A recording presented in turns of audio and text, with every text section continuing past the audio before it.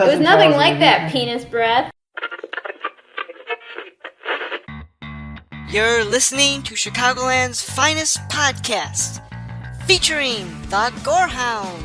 Well, because I'm bringing us in. Jen. I mean, it's horrifying because, Cousin Charles. And Nick. I know. I thought I was going to screw it up again. It's time for the all-new Culture Cast, starting now. I'm Jen. I'm Thor. I'm Nick. I'm the Kiwi. I'm Lisa. I.e. the Graveyard Queen. Nope. And I'm the Gorehound, and this is the all-new Culture Cast. And this is our 100th episode spectacular, folks. And because of that, we are inviting everyone who's ever been on the show to be a part of this. With the exception of Cuz, he's not here live because he lives halfway across the country. But later on, we'll have an exclusive interview with him that we'll add in later. It's pre-recorded, but we haven't recorded it yet. I like that you said exclusive interview, like you had to beat Access Hollywood to get this thing. I thought it was funny. I thought it was haunted. Exclusive. It might be. You have to wait to listen to it and find out.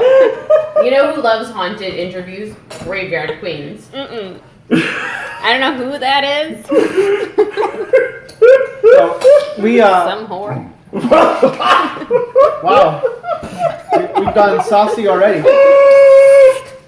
This is so great. So, we have done 100 of these turds. And we're going to celebrate that tonight by having our most, we actually have a list that I put together of things to talk about. Colored sheets. Yeah, I went all out. Only time we've actually had some sort of scheduled sort of thing. So we're going to be... He printed these out on more colors of paper than I was aware they made colors of paper. I work With at some a fancy school. fonts. So we're going to be going through all of our favorite topics and subject areas and all that. So we have a full load tonight. So let's get rolling here with what have you been watching? What have you been watching? So I guess before we started, Gorehound was getting upset because Kiwi and Lisa were talking about a movie and Gorehound did not like that. So we're going to talk about that now. So I guess Lisa, we'll start with you. What have you been watching lately? I think they were talking about, when we were talking about I Feel Pretty, right? And me and Jen went to see that. What? Yeah. I liked it. It was funny. I laughed. But I feel like, and I felt compelled, the very next morning to text Jen about a 10-paragraph essay of what I thought about the movie. I've been thinking about this. As soon as I woke up, I was like, I have to text Jen. I haven't slept at all, okay? I felt like it was funny, but I felt like it missed the mark just by a little bit on the message because the whole thing was basically I think Amy Schumer's intention was to be like, hey ladies, feel good about yourself no matter what. You don't have to be the perfect looking person. And yeah, that's a good message, but how it really went was I felt really bad about myself, and then I got a concussion and started feeling great about myself, but I was still in the same body, and when I came to and was actually my normal cognitive self, I was still looking quote unquote ugly, and I'm not good enough for people still, but I should still be confident even though I'm ugly. And I'm no, that's not really the message you want to be sending out. It should be you should still have confidence and know not everybody can look like a model, but you should still be confident in yourself, and you don't have to be a perfect looking model. So I didn't really like the message. I appreciated the Humor. Yeah, the humor, and I appreciated the effort. Yeah. But it missed the mark for me. Jen, thoughts, rebuttal. So I would say, I definitely understand why Lisa feels that way about the overall message. But I think what's really important to remember about this movie, and what I think people should take away from this movie is People forget that Michelle Williams is very funny because she's always in depressing movies that make you cry. But actually, she's very funny, and people should know that, and then they should see this, and then they should be like, I forgot about her. Dear Jen, they should tweet us. Do we have a Twitter? And they should be like, Jen, that was amazing. I love Michelle Williams. She was like chipmunk version of Michelle Williams. Yeah, she was hysterical. She like was a makeup company owner, and she was amazing and beautiful still. Yeah. I think Gorehound will agree with me that Michelle Williams' most underrated performance is in Halloween H2O. Let the record show. No, he won't. Kyle shrugged his shoulders. Shoulder shrug. I've been hyping up ever since she started talking about it. I was like, man, fucking Gorehound's gonna talk about how awesome Michelle Williams is in Halloween H2O. and I honestly just watched it maybe like 2 weeks ago. She's so good in that. Alright, Gorehound, what have you been watching? Halloween H2O. Yes. I wanted to show for the record that I actually shouldn't say that. Jen, Felonious, Florida. Have you listened to it? I don't even know what you're talking about. Yes, I have listened to a popular podcast about true crime before you did, and I finished it. No, wait a second. Felonious, Florida. I got an email. Jen, put the gun down. I got an email from like New York Times to be like the podcast everybody's talking about, and it's like fuck. I'm going to get on it before she does. And I did it. But this is what have you been watching, not listening. He clearly states watching on the agenda. Yeah, well, if you listen to the podcast, it's also, what podcast have you been listening to? But he doesn't have that on here, though. Yeah, but it's part of the segment. Gorehound, you have lost your mind, and I love it. Okay, so I listened to Felonious, Florida. I did not enjoy any of it because I do not like true crime podcasts. The important thing is you got revenge on me. Damn, you know, like spite. Jen, he's become you. He does things just to spite other people. I finished it. Okay, moving on. I wanted to recommend a podcast about a podcast. Oh no, they're plotting something. I listened to the last podcast on the Left series about H.H. Holmes. Due to a popular listener, Caitlin, did I get that name right? She listens. Okay, awesome. That's cute. She had recommended last podcast. Want to say her whole name on air? We'll ask her. Edit and post. She had recommended this podcast, podcast series about H.H. Holmes, and I was like, oh, I'll check it out. I was in the car for 7 hours, and I checked it out, and it was awesome. And this person's pretty hip to podcasts. She's a librarian, and like librarians know what they're talking about with media stuff. Yeah, kudos to Caitlin S. And based on that, I was also found the last podcast on the left did a podcast about the hollow moon theory, and I've been checking that out. Oh God, I know insufferable. It's crazy, but it's what gets me going. That's where lizard people live, right? I'll go next. Oh, First of all, before you go, I just want to make one comment. That's like the shortest. What have you been watching from Gorehound? We've got a lot of people here, and we got a time constraint. So, first of all, I've already subscribed to Felonious Florida, but second of all, so what have I been watching? John Mulaney just came out with a new special on Netflix called Kid Gorgeous. I saw that. Which Thor and I went and saw live when he came to Chicago. Really? He sold out 7 shows. He was amazing. We were actually pretty close to the front.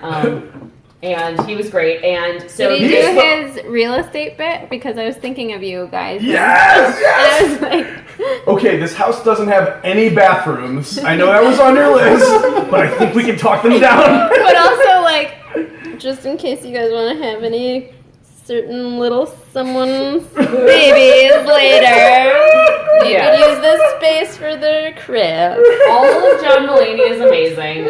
So you should definitely catch any of his stand-up specials. I have to say he has this whole thing of where he does this like Chicago accented man called JJ Bittenbiter, who went around and told kids how to not get kidnapped and murdered. And the real JJ has clapped back because he feels that John Mulaney misrepresented him a little bit. Which just made him sound even crazier. Like, his quotes are like, he's like, I would never tell a 10-year-old to carry a $50 bill. Yeah. He goes, that was for 13-year-olds and over. Like... Anyway, all of it's amazing. You should definitely watch it. And also, if he ever comes to town, you should see him because he is great. He's young too. He's like 30. 35. No, he's like 35. So if you're feeling is he like, cute? yeah. I mean, he looks like I'm sure he's like taller in real brother. person. He's like precious, you know. He looks like if Pinocchio came to life. You know, I never knew who this Maloney guy was, except for the failed sitcom he had about 2-3 years ago. Yeah. And then like within the last month, he's like appearing everywhere, and it's like, how have I? He's been like a black hole for pop culture for me. I've never heard of him before. A lot of people learn about him from their phones, which are connected to the internet. He was a writer. Wasn't he a writer for a while? He was a writer. I mean, yeah, I guess he was a writer, He was. but you don't really SNL. see a lot of the writers like being out front. But then he hosted it at SNL to promote his new comedy special. Which had the amazing sketch about the Les Mis. Yeah, the Les Mis I think lobster. I saw part of it, but not the whole thing. But It's. I mean, if you've seen part of it, you get the gimmick. It's just. Thor, what about you? What have you been watching lately? I watched The Hills Have Eyes, the original Wes Craven. I'm trying to watch every single Wes Craven movie for this Halloween, and anyone who's listening, anyone who's on the podcast, this podcast, we're free to join us for any and all Wes Craven. Well, I guess anyone who's listening, hourofthunder@gmail.com. Send me an audio sample, and maybe we'll have you on for some of the episodes. hourofthunder@gmail.com. But yeah, so Thor's Hour of Thunder is covering every single Wes Craven movie this Halloween for September and October. So I was watching The Hills Have Eyes, which I'd never seen before. I love Michael Berryman. I first got into him from an X-Files episode he's on. And Hills Have Eyes. So all the fucking early Wes Craven movies are super rapey, so it's impossible. Oh, dude, last House on the Left. That was like the moment where I was like, this is too much. Yeah. I need to just watch regular horror movies. Yeah, I don't need to push it. I should watch regular. No, I got my favorite, very well written feminist author from Bloody Good Horror has agreed to do that episode with my crew. So I was like, okay, because I feel so bad for Eminem keeps having to watch movies with fucking rape in them for our podcast. So I'm like, yeah, enough of that. We need someone who can actually analyze this shit as opposed to us just being like, yeah, that was gross. I haven't watched Last House on the Left ever actually yet, so I'm not excited. I haven't. I was grossed out. Yeah. Thank you, Kyle. Yeah. Wait. Who's Kyle? She wants to use his real name to embarrass him. I refuse to say the other pseudonym. And she calls me all the time. Okay. Our loyal listener will not know who you're talking about. So I would just briefly say to give you a preview of a movie we'll be reviewing in 4 months rather. Hills Have Eyes. Good preparation. Yeah, Hills Have Eyes is totally gross. Can't recommend it, but holy fuck, Michael Berryman is just the most compelling actor as a villain because no matter how gross he is, he has that Leatherface and Texas Chainsaw going on where you really feel as if he's being manipulated. So that's awesome. Yeah. I'm going to stop talking now before I seem too sympathetic toward a bunch of inbred rapey cannibals. Moving on. For a second there, I thought you were going to say when you started your thing, Thor, that for this Halloween we're going to watch all the Hills Have Eyes movies. Has there really been that many? Okay. There's Hills Have Eyes 1, Hills Have Eyes 2, the remake Hills Have Eyes, the remake Hills Have Eyes 2, and then I guess you keep you pretty busy. You could also probably just throw fucking Switchblade Romance in there because that's from the same director, and he was basically just like, what if I made Hills Have Eyes except in France and it made no sense? Okay. So I guess it's my turn. I've been thinking about I haven't been watching a whole heck of a lot other than Kiwi and I have been catch up on shows that we DVR. Our DVR's at like 95% at the moment. It's ridiculous. And just trying to catch up on a bunch of shows. I like watching those CW superhero shows like Flash and Supergirl and whatnot. Those have been pretty entertaining. Kiwi and I like watching Gotham, which is the further longer it goes, keeps getting more ridiculous, and I love it. Yeah, it's like the show knows, like, yeah, we're batshit crazy. We're just going to embrace it right now. And if Penguin goes to Heroes Con next year, I'm so going so I can get his autograph. The only thing I know about that show is that Ryan from the OC is the main Commissioner guy. Gordon. See, I've never watched the OC. Such a yeah. I mean, I like him on the show, but you know. I hate him on the OC. So. University of Virginia alumnus. You didn't go there. That added nothing to the conversation. I got rejected from there, actually, so Fair. fuck that. Fun fact. That penguin actor, so does that mean that the penguin in this universe is supposed to be like 15 years older than Batman? Is that how that works? I think the actor, because in the show, Bruce Wayne right now is, well, he just turned 17. 16. No, he just turned 16. Is it 16? Oh, he got his driver's license, or he he got the car. Well, you don't get a car for your 17th birthday. You get it for your 16th birthday if you're a billionaire. He's also Bruce Wayne, but he was driving earlier episodes, which I guess doesn't mean anything. That doesn't around the estate. Yeah. But regardless, I think the actor for the Penguin is in his upper 20s, maybe. So he's probably about 10 years. I think Penguin's always been depicted as older than Batman. Okay. But I mean, again, it depends on the writer, and there's like 80 years of continuity, so I'm sure there's changes. I mean, this sounds like a new twist. Yeah. It's not like it follows like a Batman, strictly from the comics. It intentionally does its own thing, and that's kind of what makes it interesting. It does. not It's just it's rinse and repeat. it's so crazy. Like there are like some similarities because I don't know the Batman comic like you do. Mm-hmm. I don't even know if you've read all the comics, but No, I like Batman, I was but gonna say, I'm not 'cause, like the huge bat. Yeah, you don't collect their comics, but Penguin's sidekick, his Butch. Yeah, because he was a new they- character from. He started out as an original character for the show, and then they later retconned him into being an established character from the comics, which they actually did pretty good. And when they changed his makeup, he plays a character called now Solomon Grundy, and he's Solomon Grundy? Yeah. I love Solomon Grundy. They nailed his look from the comics there, so I'm like, thumbs up.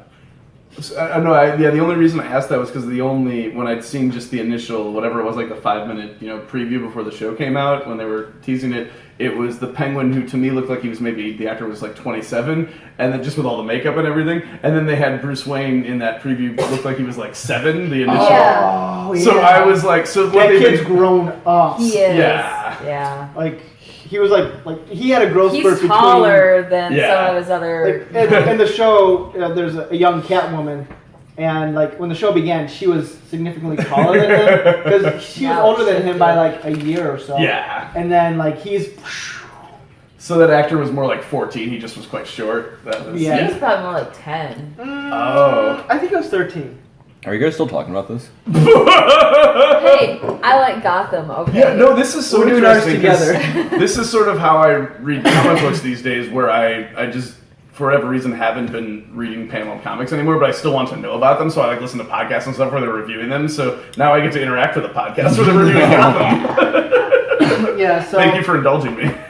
Gotham is a lot of fun, and it has not been renewed yet as of this time, but it's still... The thing I had read was, and this is really weird, I don't know if this is a rumor, but another show we started watching, we never got through it, was the Lethal Weapon. Oh, yeah. And apparently I remember that, yeah. the Guy guy had to get pregnant, and and apparently the guy who plays the Mel Gibson character on the show, who's actually great. He's a lot of fun. The few Apparently episodes he's that we've watched, he's great. And if you watch Lethal Weapon movies, I think he is a good, character. For But the he show. forgot that he's supposed to be playing Riggs and not Mel Gibson. And apparently in real life, he's a total a-hole on set. To the point that he got fired from the show. Yeah, they're recasting his role. And the thing I had read, I didn't tell you about this. I don't know if this is true, but they're debating, Gotham and Lethal Weapon have not been officially renewed yet. And I guess the story I heard that if they, that'd be crazy. If they are able to recast the roles satisfactory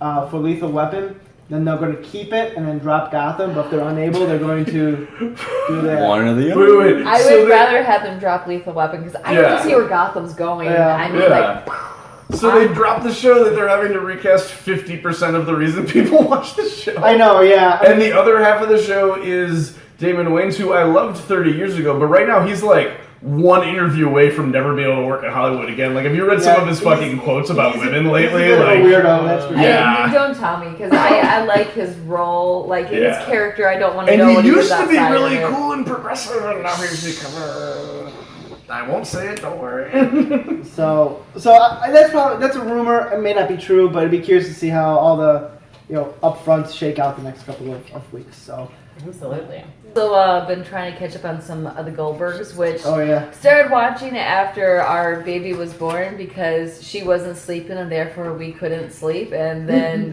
Goldbergs were on at like 10 o'clock at night, and we just kind of got hooked watching that show. Fun fact. And I have QVC on quite a bit. yes. Guy from Cheers Yeah. is on that show. Or no, wait. Norm? Who's No. the star? Oh, it's a different person. from Curb Your Enthusiasm. Okay, yeah. Jeff Garland. Okay, yeah. He yeah. looks like the guy from Cheers. There's Yeah, a resemblance, I but it's not confused the two. the same guy. All right, Not that I so watch Cheers a QVC lot. gets me in trouble too. I just want to say that. So did you see the Goldbergs? What have you been watching lately? A lot of QVC. so they're ready. So next we're going to start a new topic that we have Miss Lisa. I don't know if I should call it. Fuck. No, it's fine. She wants to be called Lisa. Lisa the Graveyard Queen. Mistress Lisa. Ooh, I like that. That sounds. So we got. Call me when you want to grind. We can call this. This is our first installment of the night of either Punny Lisa's Funnies or Lisa's Punny Funny. I like Funny option Lisa's 2. All right, Lisa's Punny Funny or Lisa's Punny Funnies. Anyway, Lisa, you are our pun master, so make us laugh. So No pressure. I've read a few over the last few days, and I kind of remember. So, so this was okay. The last time I was supposed to be on this thing, I had fallen asleep, and so I'm really Recalling the good- episode of Hop. Yeah, I'm a really good sleeper and napper. That was episode 65, by the way. So good that I can sleep with my eyes closed. You're bombing worse than Michelle Wolf. Good job. Speaking of, Does she only get one joke? No, we got more. As we want to spread them out. So our next topic, our next subject here, which we title "In the News." In the news. And specifically in the news and pop culture this week, is it Danny Glover? Donnie Glover. No, it's Childish Gambino. What's his real name? Donald Glover. Donald Glover. Danny Glover's a very different guy. Yeah, I the know. Lethal Weapon one. It's D and Glover. I'm sorry, I get the names confused.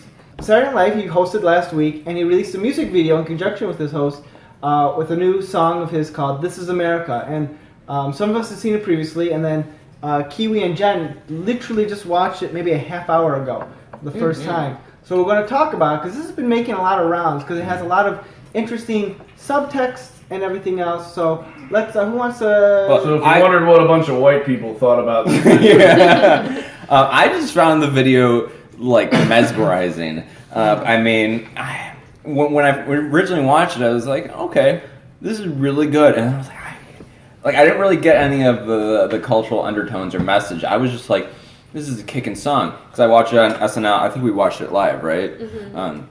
And then I was like, this is good. And then like a few days later, I was like, that's really stuck in my head. And so I watched it on YouTube, and I was like, this video is kick ass.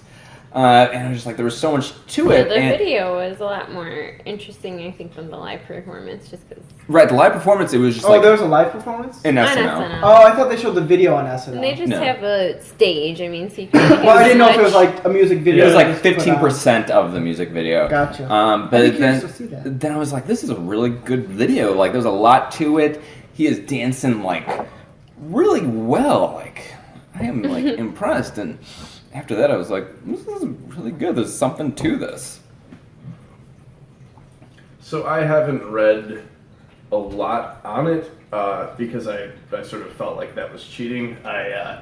In order to sort of get myself interested in it, I read maybe a paragraph where they explained the fact that he hasn't released, which I think is a very not correct, but I think it's when you release art, I think it's a much more interesting thing to do to let it stand on its own. So he hasn't talked about what any of the metaphors mean, what his appearance means, but what most critical consensus let the audience talk about. Yeah, what most critical consensus has been that his appearance and mannerisms with the wide eyes and stuff is a throwback to, not throwback, is... Oh, the Jim Crow laws? Yeah, exactly, which I didn't even realize. I knew Jim Crow laws, but I didn't realize that Jim Crow was a sort of a character that appeared in racist cartoon strips, which I did not know that. I only knew it as Jim Crow laws, so...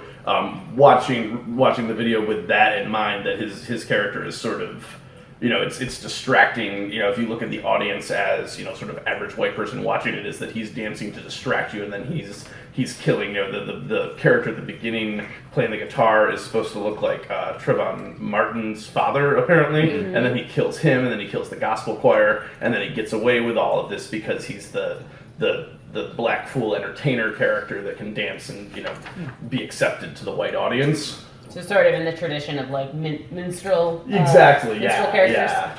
Okay. I picked up on some of that. I mean, I didn't pick up so much on the racial connotations.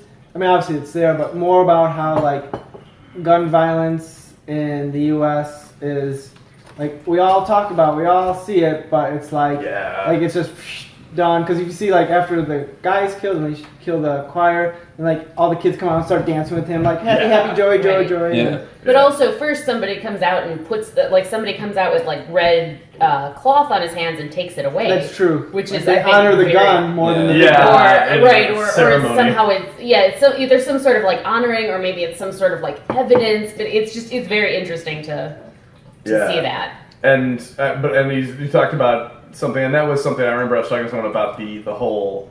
They're memeing it, and then Vice had, I thought, a very misguided article where they were like, well, people are memeing this, and then what someone was pointing out to me was, Vice's article was stupid because of the way they phrased it, but what's interesting is people are memeing this to be generally about progressive issues rather than to be strictly about black issues, because the whole violence thing is all, even though he's a black person in it, it's all against African-American characters, which is something I hadn't really thought about. Like you said, when I looked at it, I thought at first it was about gun violence, but that was what my friend was saying, was no, it's about the fact that, when we have a school shooting and it's white kids, people care, but when we have a school shooting and it's black, not school shooting, when we have people getting shot in the street, and it's black people, it just immediately moves on, and then, it's on to the next thing 5 seconds later, which is something I hadn't really thought about that my friend was talking about. Even with the school shootings with, like, the white kids, I mean, if it wasn't for the protests and things like that, people would be like, well, that was the thing that happened last week, so what's going on now? So, no, that's true, but I she was saying, I felt like she felt like that was more his point, was the well, I mean, it's definitely... but also now that there's, like, so many,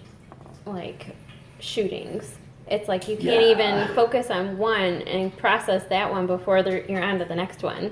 It's like, well, we didn't even have time to process the other one. I guess we're focusing on this one now. So it could be like also that on top of it.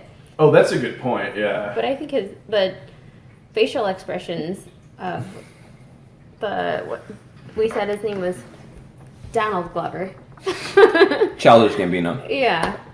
The facial expressions were interesting to watch him like being like happy, but also like going through Did you guys catch that when he was just like? And I don't know if that was just him being himself or what, but it seemed like he was like trying to grapple with, and I think I might be copying my interpretation based on something I saw on PBS or The Atlantic or something, but it was like the juxtaposition of what's all going on and him like going through the process of understanding what's going on, and it's like.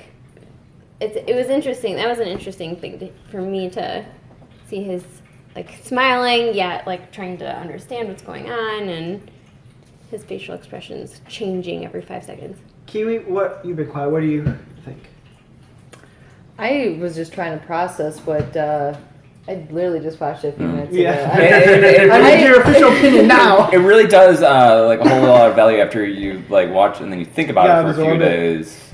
Rewatch it. Yeah. We'll think on it for a few days. Lots going on in there. Yeah. Yeah, I don't think I was able to sort of like express an opinion until I rewatched it, and like I said, read a little bit to cheat. I was gonna say I knew nothing. I assumed there was something about like racism a little bit, you know, because it gained so much hype, and you know the first opens like with the someone getting shot. I'm like, oh, so this is how the video's going to go.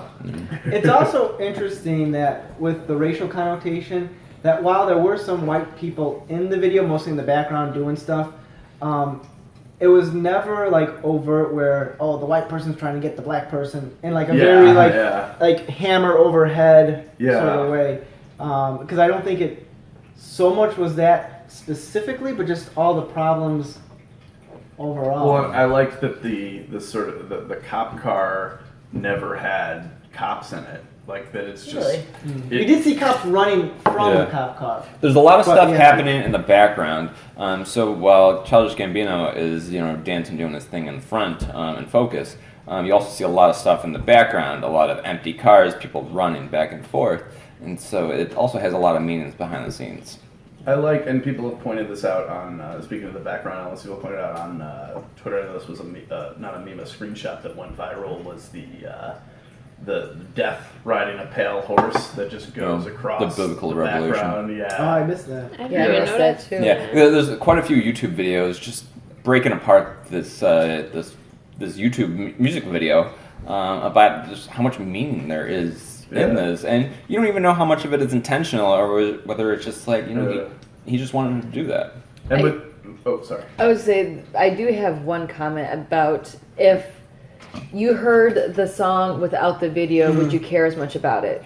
Because I won't compare to like say the Backstreet Boys song "Everybody." I actually really do like the music. I like the music video to it, but like if you just hear the song, you're like, okay, the song's okay. But like when you watch the video, you're like in Word love. Crimes is good too. I mean, like it's you're like, oh yeah, you want to like start dancing. So I'm like, I'm listening to the song and like I don't know, I had a hard time like trying to understand. It's not a very good I would song. agree that like when I watched it on SNL, I was like, okay, I was having a hard time catching the message because it wasn't the whole theatrical presentation of the whole thing. It was just the music. And I was like, but I'm kind of that way about live music. Unless I really know the song and I'm like able to sing along to it or something, I'm not really with you. But if I see the music video is really, really impressive and it sticks to your ribs on the way down. Yeah. And I do like hip hop a lot more than the Graveyard Queen, and so it's going to stick with me longer. Lisa. Thank you. Stop misnaming Stop her, man. killing me, honestly. The Gorehound and the Graveyard Queen. It just flows. I still think we should go with Mistress Lisa. Mistress of the Night. Night. That's so tacky. Not a lady of the night. I'll think like Elvira. Yeah, like creature. Lisa Vira. So Kiwi, I totally get what you're saying because I think. Yeah, especially with Backstreet's Back, I think that's far and away my favorite Backstreet Boys song because when I was it's a feel-good song. Yeah, you want to get up and dance, you see the video, but like if you were on the radio, would you be doing that? I think I still like it when I hear just the audio because when I was a kid, I didn't care at all about the Backstreet Boys. I didn't really listen to pop music. I was definitely one of those kids that was like, yeah, fucking The Clash forever, and shit like that. And then why are you with him? Agreed. And then, but did see because because they were a Warner band, so the WB played that in between commercials on Animaniacs to promote the band to the youths. And yeah. So I saw the video and it had lots of cool references to early Universal horror, which I loved. So even though I didn't care about the song, I would watch the video. So I do have a soft spot for the song. Even when I don't see the video, I still am like, oh, this is that song that's got the cool horror elements. Right, but like so you've watched the video first. Though. Yeah, no, so that's what I'm saying. Yeah. Same with Blurred Lines, I picture the awesome video, and same with this song now. Word Crimes. What's that? Word Crimes. Oh. Weird Al. Oh, I thought you were just talking about how great, breasts are. Well, they are. Weird Al has a song that parodies Blurred Lines called Word Crimes, and it's an okay song. But once you watch the video, so much better than or like the video for Tacky is a great video too. Yes. Oh yeah. Yes, but Tacky's good, Word Crimes is better. So, Yeah. people on the podcast who are listening, go watch Weird Al's. Watch the video, don't listen to the song. Now when you hear the song come on the radio, you can picture the music video. Mm-hmm. But like if you heard the song without the video and you've never seen the video, you're not going to be like, this is a great hit. Can we just clarify, what is he saying? Don't catch me slipping off? Is that what he's saying? Oh, yeah. I pulled up the lyrics. Oh, thank you. Look at this. Oh, yeah, we haven't given you a chance to talk. Don't I'm catch sorry. me slipping off? Is that Wait, I'm not the host of this show. All Hey, whoever wants to talk. Moving it up. You guys have a discussion. I was gonna say, don't catch you slipping now. Don't catch you slipping now. Yeah. So I thought it was really interesting because one of the elements that I noticed, and again, I haven't had time to really, absorb it. Kiwi and I have not had a lot of time to sit back and reflect, and I definitely think, in a few days, I think we'll have a better, kind of understanding. But I thought it was really interesting. They had the line about, get your money, black man, and then all these like conspicuous consumption cars, like not that they were all like super fancy, but like the idea that there was multitudes of them, and I thought that was a really interesting thing. And then the one that he's To allowed have- to touch is the shittiest one. Oh, I didn't even think about that one, but the fact that he had all of these cars, that he'd like killed these people along the way, but then was still like, because he was dancing for us or entertaining us or what have you, like he was still able to like get this money, even though he was clearly this like not great person. Yeah. The character, not Donald Glover, presumably, but right. It's like autobiographical. By the time I murdered that choir, no, but right, for the character to be this like entertainer who also maybe has this dark side, or and again, maybe there's some further symbolism there or what have you. But I thought that was an interesting juxtaposition about kind of the power we imbibe entertainers with, even if they're potentially killing people. Yeah. Apart from the lyrics, I also wanted to mention the last scene of the video where Childish Gambino is running away from you. You can't really make it out, Right. but my interpretation of it was he's basically running for his life. He looks panicked. Right. Why From doesn't he have a shirt on? Do we know why that I is? don't know. Look how cut That's he is. the. Well, He that's, was very that's ripped. Jim Crow. Did you want him wearing? He's Okay. dressed. In, I'll take off my shirt for comparison. I was happy with it. I was like, I can Maybe- live with that. maybe that I was, can now that live you up to mention that. it. he's If dressed you're just like- like Jim Crow is drawn. Jim Crow was drawn shirtless with those sort of pants that Okay. only went to the calf. Okay, that makes sense. Yeah, my interpretation for the ending was that maybe like the crimes or whatever that he were catching up with him. Was kind of that was my interpretation. See, I didn't see it that way at all. I saw it as like you're just never like eventually white society. Yeah. You're just society alternative. Eventually, I didn't yeah. see it Well, as that's having also anything possible. to do with his as like punishment for his sins. I just saw it as Well, I This is think America, either could be. I mean, I think it's really This is America. right. Either could be. I just think in the wake of like the recent Cosby decision, it's definitely an interesting set of Amen. images, and may or may not have been in. Thank goodness for anyway. that decision. I was Oh my so God. that was so long. Don't get It's me like- wrong. No, they just want him for his money 30 years later after he's no longer relevant. Right. So, but I'm being so- sarcastic, internet. Right, but so that was kind of my, but I think it all equally could be. I think you are Oh, correct. and as Yeah. we said, I mean, everyone's gonna have an opinion, but he's not Right. releasing an opinion, so I think that's what makes it cool. is And we- I don't want Yeah. him to because I Yeah. don't think Yeah. that I don't You think don't that's need to. necessary. No. Yeah. And I think it's going to mean different things for different Yeah. people, and I think that's cool. And I'm sorry, I wasn't trying to tell you you were wrong on that. I just that's not my But you were. Yeah, entirely possible. Entirely possible. But yeah, that was my interpretation that it kind of had to do. But again, I might not have thought that if it hadn't have happened in the wake of the Cosby decision. So you're saying you wouldn't have thought that if he wasn't black? I mean, maybe. I'm sorry, that was dark. Oh God, did I say that because he was black? No, you didn't. There's. Yeah, I'm not gonna. That's a whole nother topic. So, all right, let's move on to something a little bit more positive, something a little more upbeat. We're going to talk about my favorite topic, man crush. I thought it was Kiwi's I favorite thought it was topic. mine, yeah. It's mine too. Well, okay, you have two fans. Okay. Man crush of the week. Man crush. Just a preface. Do you have a man crush of the week, or do you want to talk about Michael Berryman. our C2E2 man crush of the week? I have a man crush of the week. All right, what's your man crush of the week? I've been thinking this is our 100th episode. We have done 100 episodes, and I was thinking, is it going to be somebody new? Is it going to be somebody that we've talked about before? And I decided.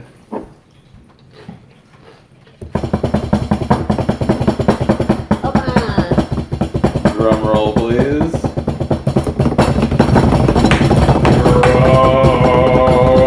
Drums. Steve Howie. Kev from Shameless. I knew he was gonna say that. It's okay. I was thinking about it. He was man crush for so long. He was. And honestly, he stands up to it. I loved his character so much. I live up to this guy. Like, if I could be that buff and that funny, and he's like running marathons, working out every day, I'm like, man, I want to be that guy. It's the guy from Reba. Yeah, it is. Yeah. Van. So, all right, so Gorehound. I stand by that.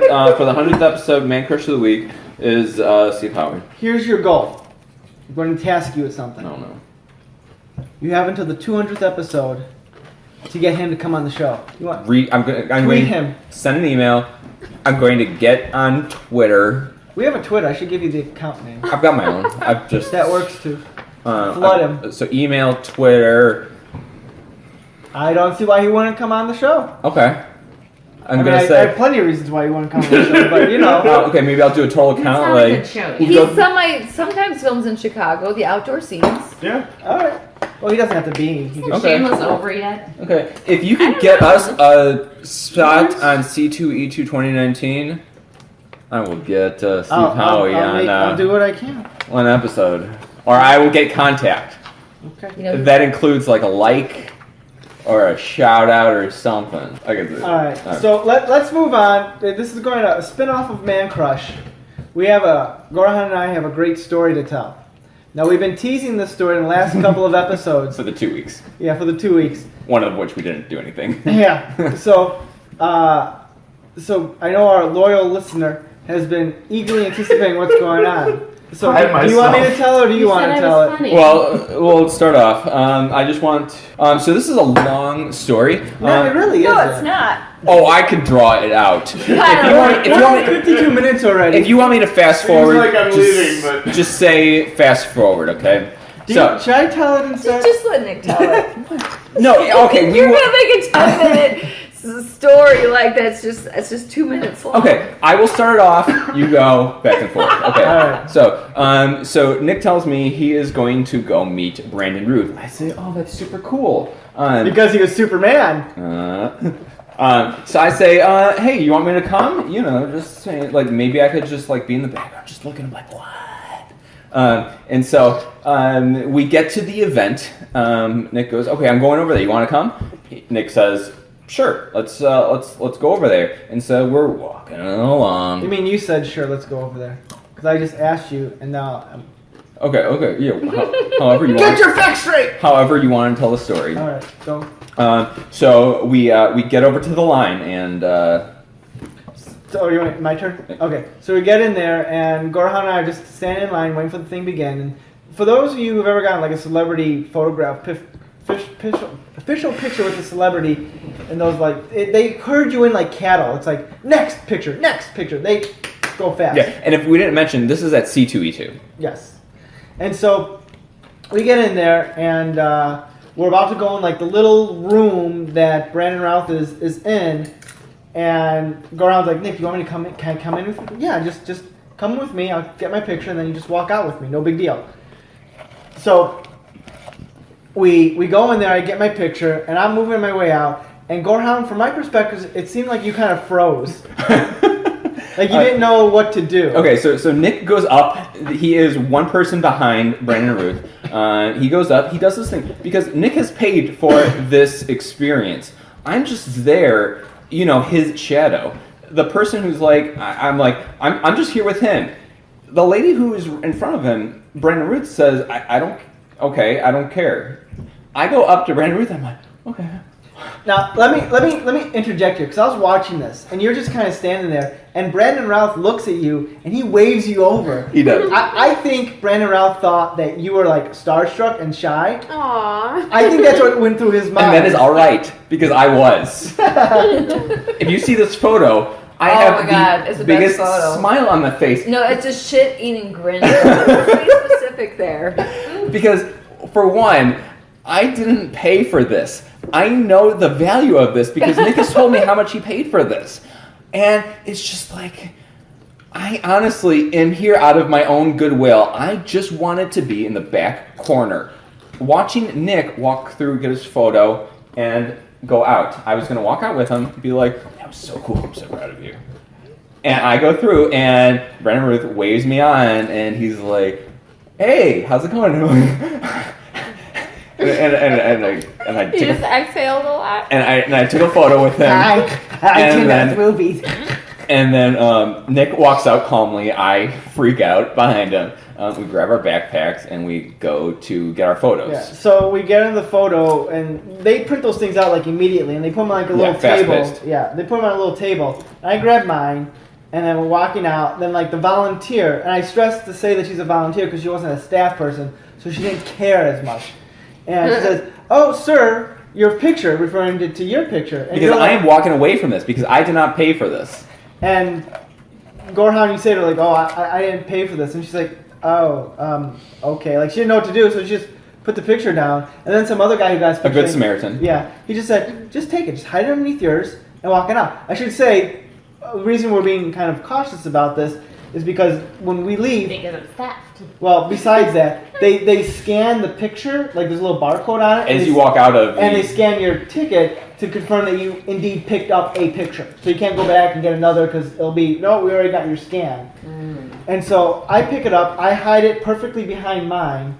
I walk out, they scan my picture, and Gorehound got a free picture with Brandon Routh. And I am like starstruck. I am so happy because I honestly feel like I did nothing wrong. I went into that room as a shadow. They made the mistake. Yes. You are benefiting off of someone else's. You did nothing wrong. Why did you have to hide the photo? That photo. Well, maybe that part we did wrong. So, as a thank you, since you did pay for it and you did essentially walk me through, I have 3 gifts for you. One is a Superman mug, because Brandon Routh was Superman. A Brandon Routh DVD, albeit a shitty DVD because I'm the Gorehound and I only watch shitty DVDs. The 9 Lives of Christmas. It looks awful. Let's watch it. We are totally... But it is a Christmas Brandon Routh movie, and because I do have a soul, I bought something for your child. A Superman bib. Yes. With a little Actually, it is container. a super bib. With a cape. So cute. So, as a thank Can you... I put this on? She's been drooling like crazy, so this is This will perfect. collect the drool. It will. So as a thank you of you putting your trust in me as I walk through there for your paid ticket and allowing me to be your shadow. I have no I wanna see problem that movie. stealing from celebrities. That will be our Christmas episode. Very good. Give the thumbs up to that. So, okay, let's move on to our quote-unquote topic of the evening, which is going to be kind of like we're going to briefly discuss our favorite movie and why that might be your favorite movie or a favorite movie of yours. Yeah. So It is a difficult topic to really pin down. Sometimes it's really easy, sometimes it's kind of tough. But I think everybody has something that is their favorite. Maybe not a movie, but like a series or something that they Too could bad. just Favorite watch. movie. Stick to the rules. Without rules, we are no better than the animals. That is true. What? But we are animals. But everybody has a favorite something in regards to the cinema culture. Yeah. So I'll start off since I'm the one who kind of crafted that. No surprise to anyone, probably. Oh, Gorehound, did you want to start off? No. Oh, you look like you look Yeah, really really prepared. No, this is a podcast. Nobody can look at my facial expression. I know. Well, I just saw it. Well, don't look at me. Wow, he's such a diva now. I know, right? 100 episodes and he's like off the chain. So, One celebrity. yes. My favorite movie of all time is easily Ghostbusters. We did a whole episode about it way back I when. was so hoping you were going to say Ghost Rider. Episode 39. Yes, it was, which was also Jen's very. But first not episode. necessarily, because that was that wasn't the Ghostbusters you're referring to. I believe that was. Well, we talked about the Ghostbusters franchise. Okay. Yeah, but yeah, the original 1984 classic Ghostbusters, and just been my favorite movie ever since a little kid. I mean, they got the cartoon and all that. I don't know if I mentioned this story once before, but I love the movie so much. When I was home as a little kid one time, I don't know if it was summer or sick or whatever the case was, but I watched the movie 4 times in one day. And here's my reason. You don't know everyone who's listening, but Nick's wife just comforted him like, "Oh, honey, it's okay. It's all right if Ghostbusters is your favorite." Here's the reason why. This makes total. We still love you. This makes total sense in kid logic. I watched it. Screw you all. I'm in the same wavelength as you. I just thought it was cute that Krista was like, "It's okay, you let it out." Lisa, you're my hero. In kid logic, the reason I like the movie. Go ahead. He needs to get this out. Get it out. Get it out. No, now I'm not going. No, me and you are on the same wavelength. I'll have to wait till the 200th episode. No, the reason, this makes total sense with kid logic, the reason I watched it 4 times is because there's 4 Ghostbusters, so clearly I had to honor each one to watch it. Yeah. That totally makes sense as a little... Did you look exclusively at each one of them for each viewing? I don't remember, I was like 4 at the time. That's So. actually pretty sophisticated. Nick, let's be realistic. But- This was like last week. Well, I watched it 4 times last week. Actually, you know what?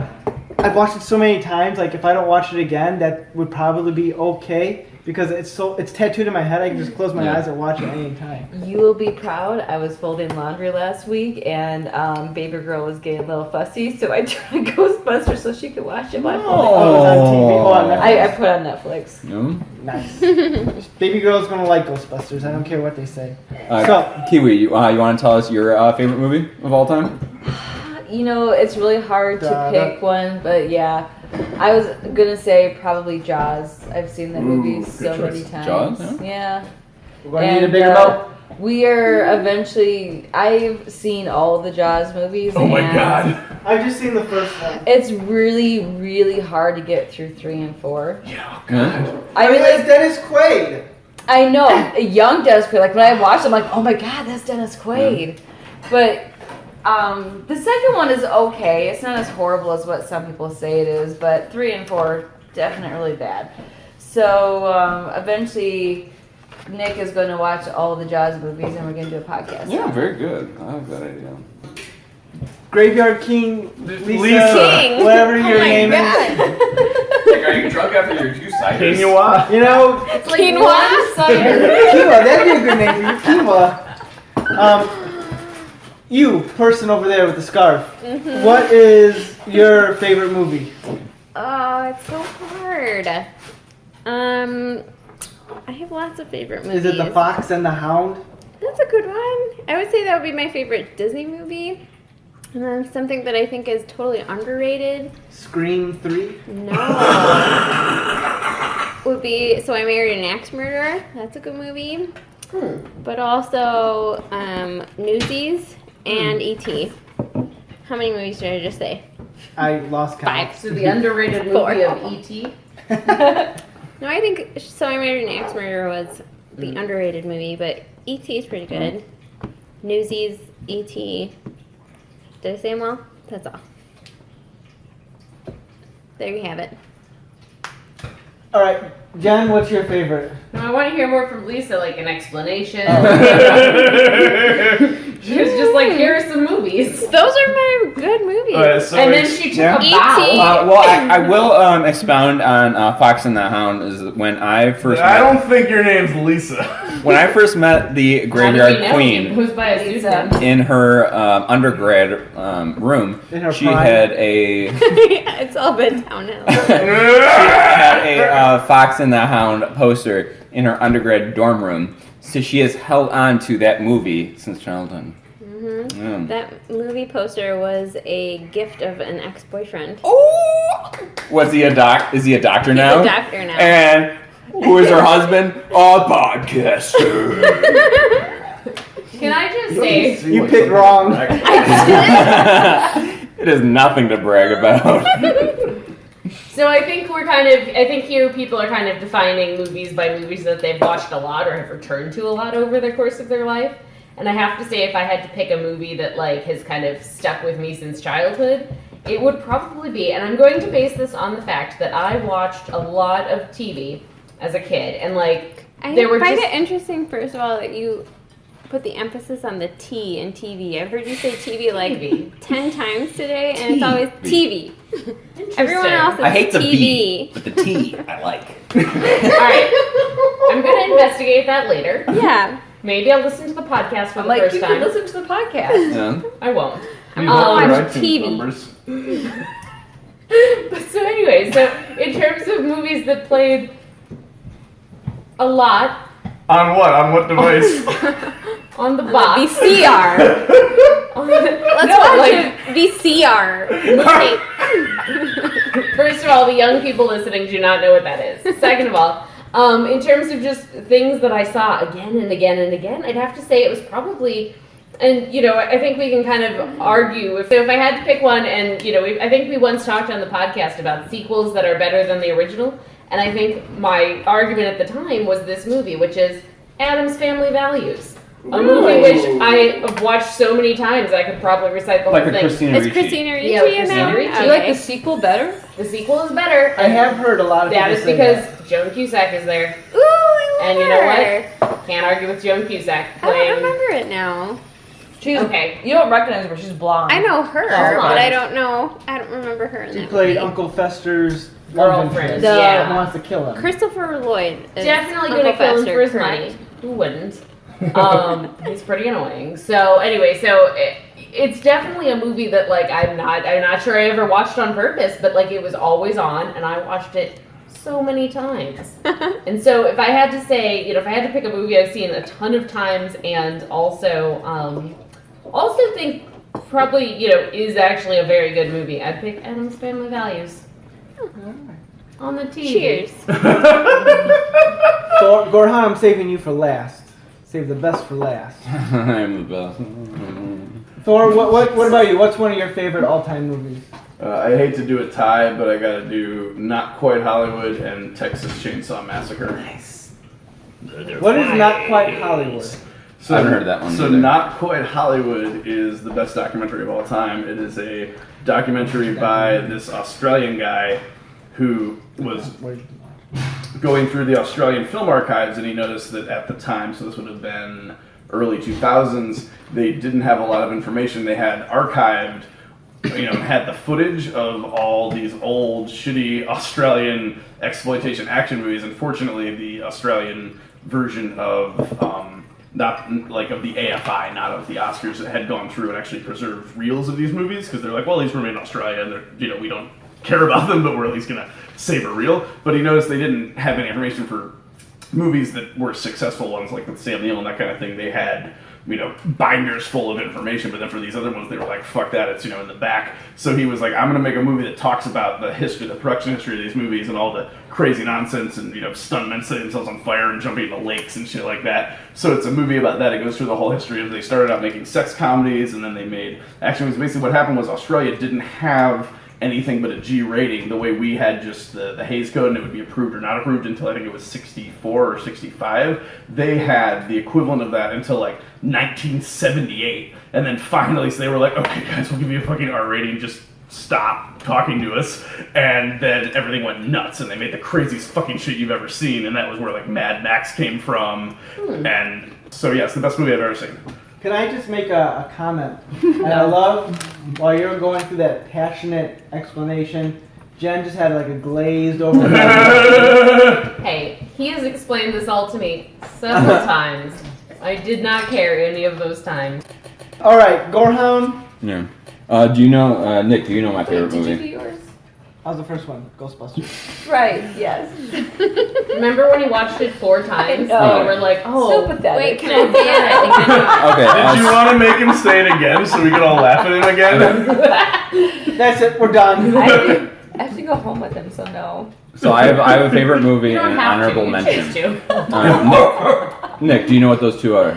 Favorite movie, honorable mention? Yeah. You know, you mentioned a lot of horror. Oh, Cemetery Man being one of them. Which one is that? Favorite? Honorable mention. No, that's gonna be. You told me multiple times that Cemetery Man is your favorite. And every time I think of that movie, I just think of the giant boob scene. It's a beautiful scene. If you say so. I mean, with the dead husband coming up over her as she like. There's a full frontal scene, and she's very big-breasted. Male or female? I mean, female. it's Italian horror. Okay, for the record. Like I am jealous, but I'm not like.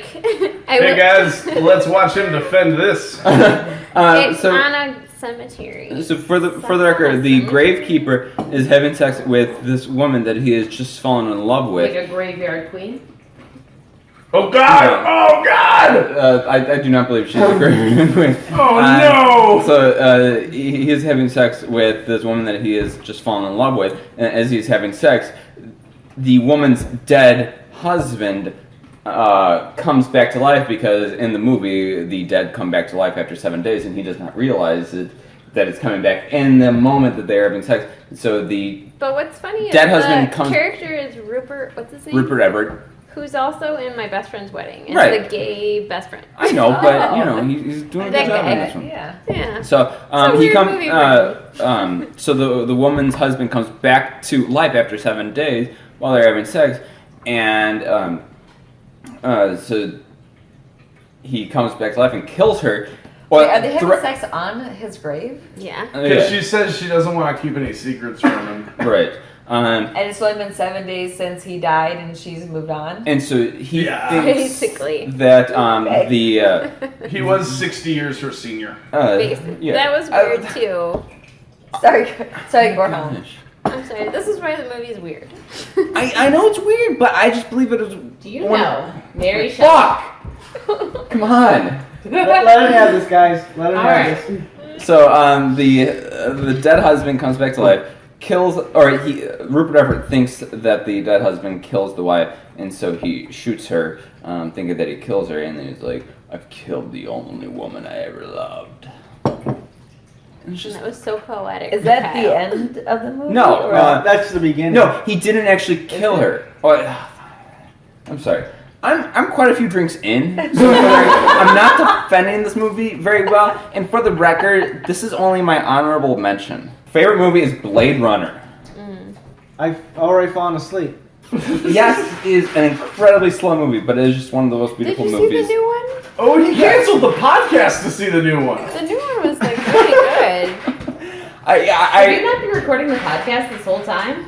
No, we said you can't. I presume you're referring to Thor's Hour of Thunder. No, you canceled this podcast one Thursday to see the new one. Because I wanted to see it opening day, yes. Yeah, Blade Runner 2049. And you were about the only person that saw it based on the box office. I mean, it was like amazing. I really appreciated liked it. I was enthralled with it, and I walked out of it. And I But was it like, made $4. That's too bad. I mean, same thing with the original. I mean, it just wasn't a According box to office this ticket was success, $10. but it was, critically Dude, that's a acclaimed, fact. after the fact.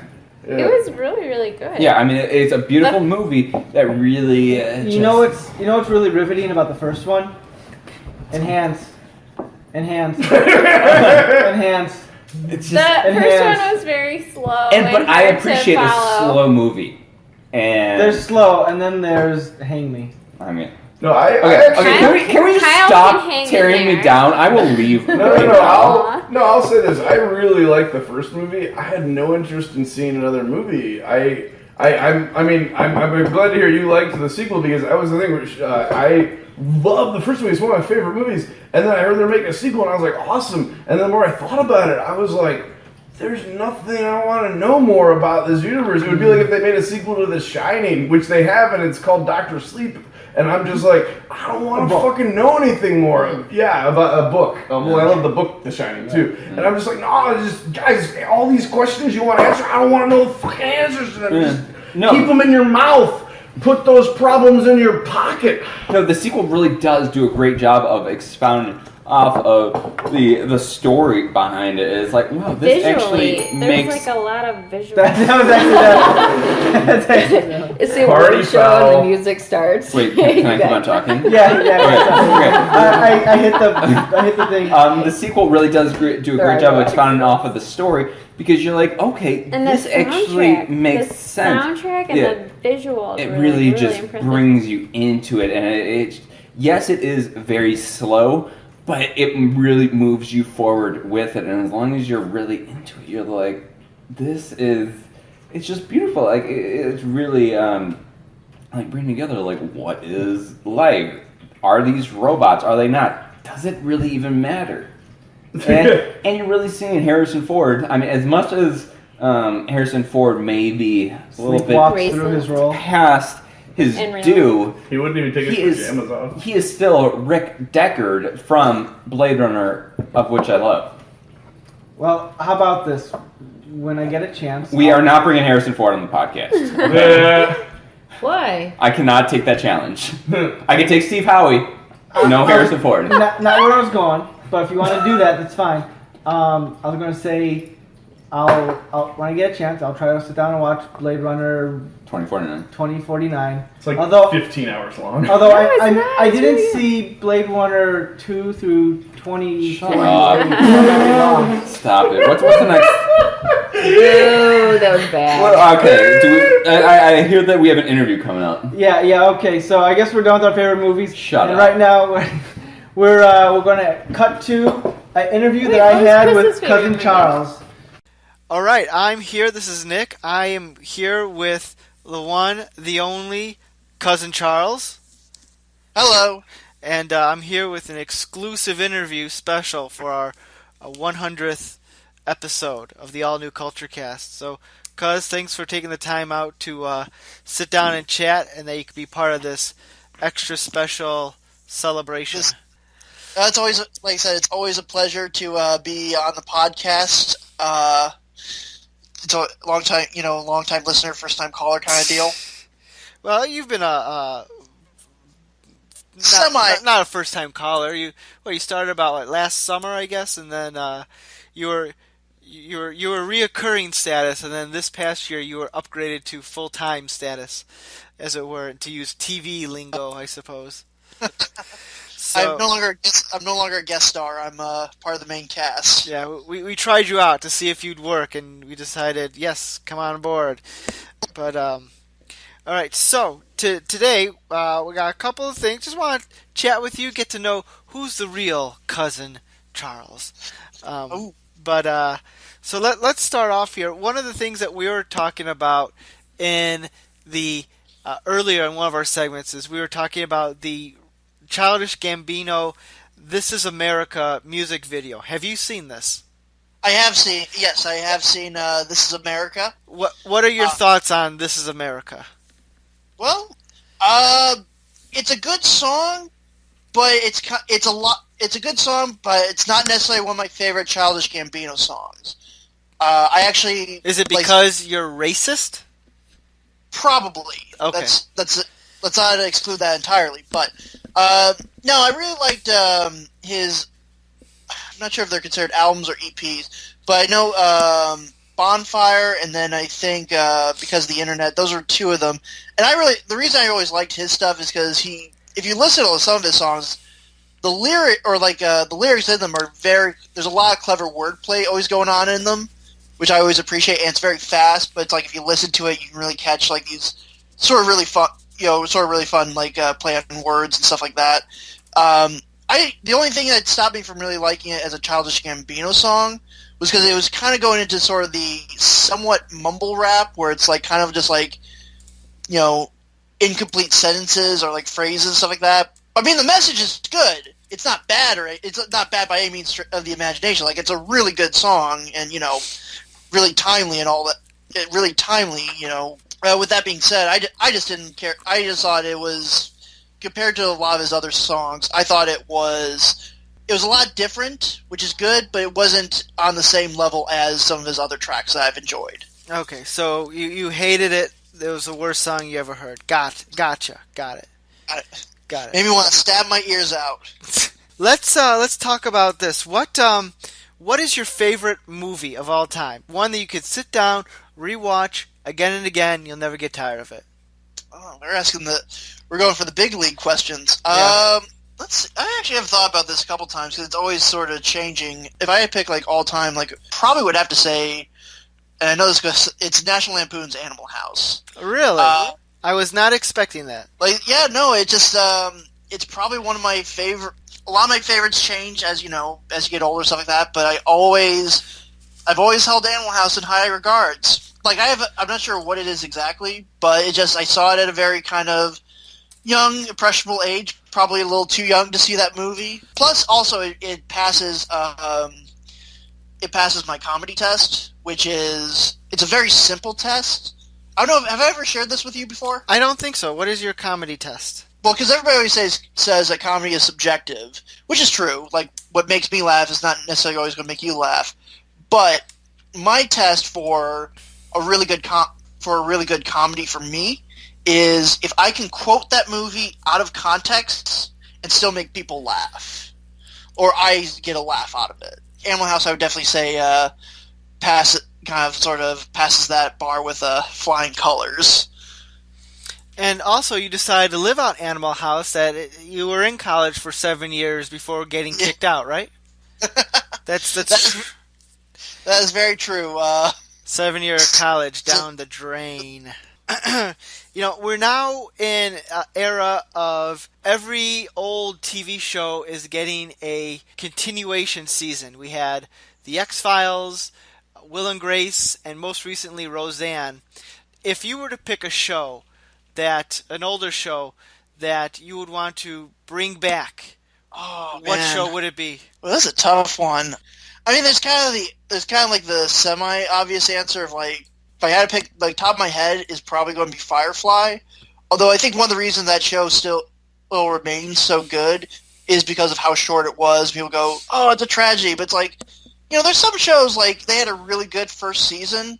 Then you give them a second season, and you're like, oh, this is not quite as good as the first. So that'd be one of them. I'm trying to think of like a really really older show that would kind of, sort of in the same vein. Bring back Night Court. How about that? That'll be my answer. Well, they can't do Night Court. Harry Anderson's dead. Yeah. We'll reboot it. It'll be the Night Court, night school years or something. I don't know. Alrighty. So, what, in your opinion, what is the stupidest thing in pop culture today? Like, in terms of like trends or trends, items, things that people are into. Like, what do you think is the dumbest thing, in your opinion, today? It's a very broad question. Yeah, I was going to say, probably, if I had to pick the dumbest thing, is just kind of like I would go with kind of like sort of like the mass, I don't want to say mass appeal, that's not the word I'm looking for, but sort of like mass spreading of kind of like, sort of like what used to be niche pop culture figures, like, kind of like where something, you go into like a, I'll call it the Hot Topic effect, where like you'll walk inside a Hot Topic and it's like, here's a t-shirt with Spock, with a pair of headphones, or here's Star Wars is the worst of it, where it's just like, they'll slap Star Wars on anything, and it's not, but just kind of like this sort of, it's supposed to be ironic, but it's kind of not ironic anymore, where it doesn't feel genuine, like it doesn't feel like it's coming from a place of love. That's probably what I would say is the most annoying aspect of it all. I'm sorry, you are incorrect. The correct answer is the vinyl pop figures. That is the stupidest thing in pop culture. Hey, I'm counting right now on my shelf, I own 10 of those from my time I worked at Walgreens, so I got those on discount. Like, I'm ashamed for you, and you still overpaid. Okay, so final question before we let you go for tonight here, Cousin Charles. We were talking a little bit about this prior to our interview, but what ideas do you have for future topics for our show? What ideas of yours would you like to see brought forth? Oh, for Culture Cast 100 plus? 100, yes. What episodes would you like to do over the next 100 episodes? The one idea I did have was I don't know how to necessarily pronounce this pun, but I was going to call it the Thor-ology, where we reviewed all 3 of the Thor films. Well, that makes me thirsty, so we should do it. Hey! Other ideas I kind of had were... I do have 2 TV shows I think I kind of wanted to talk with someone else about. One. What do you got? What do you got? Okay, so probably the one is the Handmaid's Tale. Ah, that is bad news, my friend, because we had done an episode on The Handmaid's Tale already. What about season 2? I don't think we've done season 2, so that could be an episode that could be something to be done. Okay, the other one is the CW series Riverdale. We also did an episode on that. Jen and I did one for season 1. But we have not done season 2, and I just saw season 2 was added to Netflix, so I plan on watching it once I get a chance. So that could be both topics that you mentioned there can be possibilities for future episodes. The other ideas I have, this would be more directed towards you, would be, since it's kind of going back onto the CW, call it the CW superhero recap hour. Oh yeah, with their like 900 superhero shows. Yeah, we try to figure out what happened and what we liked and what we didn't like about those shows. Yeah, I'm down. Let's we'll wait for Supergirl to finish up, and we can do that. Yeah, those are my ideas for future CultureCast episodes. Otherwise, I am full of opinions, and you're going to hear about them. You're definitely full of something. Well, thank you very much, Cousin Charles, for this interview. It has been enlightening and relevant to our culture. This has been our exclusive interview with Cousin Charles, and now we return to our program already in progress. All right, so that was our interview with Cousin Charles. Too bad he couldn't join us tonight, but hopefully in the future we'll do a live one with him. So next we got our second installment of Lisa's Punnies Funnies. Okay, why did Adele cross the road? I don't know. To say hello from the other side. Stop it. That was for you, Jen, because you're a pop. Yeah, because you like that kind of stuff. Lover. Absolutely. Very good. So, as we were talking, this is our 100th episode, and I thought it'd be nice to do a brief conversation, because this show is going on way long, to our past 100. A couple of highlights that I've noted was we've had a couple of theme months over the times. Kurt Russell, X-Files. I remember the Kurt Russell, and I was like, I totally forgot about that, but that was good. I liked that, because those were so very... Just hijacked the conversation. He totally did. I'm sorry. I'm passionate about Kurt Russell, but we went from Bone Tomahawk, That was so bad. which had, cannibalistic Indians, to Captain Ron. So is that your favorite cannibal movie? And it's just like, it's so crazy. But Captain Ron. those themes, and how much Jen hated Kevin Smith. Was Oh my just God. like, When that I kept me think about going. it. It was like the hate just kept on getting larger and larger. The movies kept getting worse. Where she and was worse. like, she's going to slaughter me tonight if I keep this up. Our latest theme month was Frankenstein back in October there, so that was fun. And then we've had, we started out with just you and me, Gorehound. And then in episode 39 with Ghostbusters, we had Jen. We convinced her to join.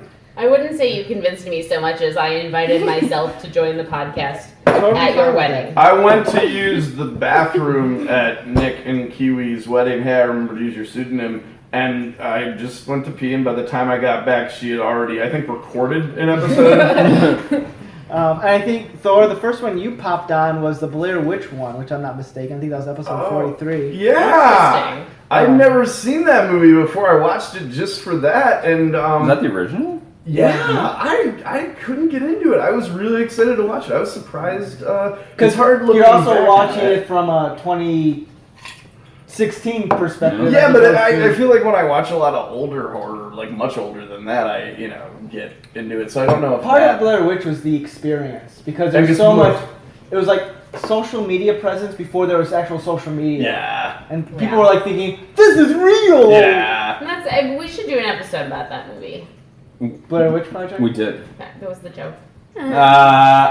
You're rehashing the discussion. And then we should do an episode about that weird new one that they tried to pull a Cloverfield, and they were like, "Just kidding, we made a Blair Witch movie," and it came out 2 weeks later, and everyone was like, "Yeah, we don't care."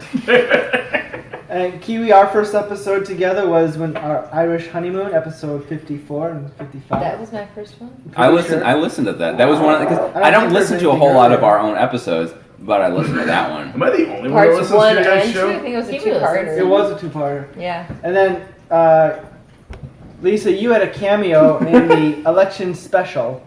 I did? Episode 4, because you need to talk about Jed Bartlett. Oh, yeah. For our listeners, that was our who is our favorite president that has been on TV series or movies. It's and Machine. We were like, wow, there actually are quite a few. Oh, guys, remember when we were hopeful for the future? I watch West Wing because it's a comfort to me, and it lets me. It's like escapism. It's like, yeah. What if the president was I wish. smart? Yeah. Yes, exactly. What if he had a staff that was competent at their jobs? And Josh Lyman. What if we had a staff that just stuck around for more than a few months? So, like, it's interesting what we've done for the past 100 episodes there. A variety. Oh, yeah, I forgot. Cousin Charles' first episode was 74 when we talked about The Flash. Was it really? It was. Great addition. Great addition. So, like, I don't know. We've done a lot of different things. Thoughts on things, people? I believe that we need to talk about Star Trek more. I'm down. I'm busy. I know. If you want to if you're willing to watch the first season of Star Trek Discovery, which I think is on Amazon Prime and CBS All Access, you can talk about the part of it is that when I'm in podcast mode, I am like, I want to watch more Star Trek. But then everything outside of that is, it's work, life. I'm like, I don't have time for Star Trek. When I'm in podcast That's a bloody lie, you know it. I know, right?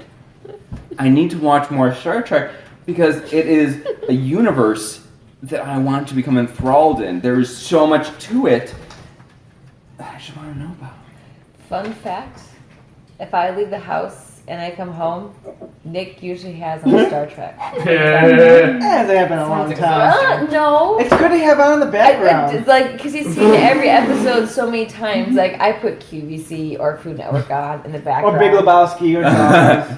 Oh, yeah, Big Lebowski. Another one of my favorite movies of all That is time. a good one. We needed to do an episode on that. Another comment is that despite the self-proclaimed name of the Gorehound, we do not have a whole lot of horror-themed podcasts. Although every October we do a horror theme. And I appreciate that.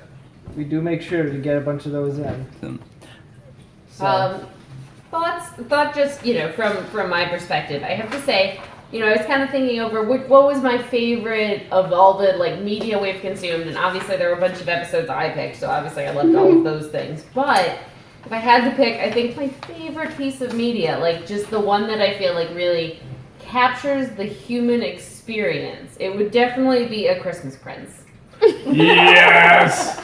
If we converted our show to be purely Hallmark-style movies, I'd be okay with that. Yeah. Have you done Lifetime stuff? Do you remember the milk carton one? What was it? Girl in the Carton? Yes! Based on the milk carton. Let's do that. We are definitely doing an episode on that, but I have to say, if we're going to do a Lifetime movie, it's got to be the new Prince Harry and Meghan Markle movie, because I saw a preview for it in front of a YouTube video, and I want to watch it. Even though I don't care about them, but I want to watch it. Hey, you could star Meghan Markle. She can play herself. Well, she can't anymore. Now she can't be an actress. She's got to be a, princess. Yeah. You know how it goes. Too bad. It's like in my favorite movie, A Christmas Prince. You can't run a blog and be a princess. So yeah, next year you guys are going to cover the Brendan Routh Christmas Superman movie. And That is definitely going to be a thing. You guys got to also make sure to cover our new favorite Christmas movie, A Christmas Elevator. Oh, yeah. Right Is after. this different than M. Night Shyamalan's Devil? There It's a porno? There was It does sound like a porno. Up and down and all right. First all, if we could have a podcast Out of just service. you explaining porn. But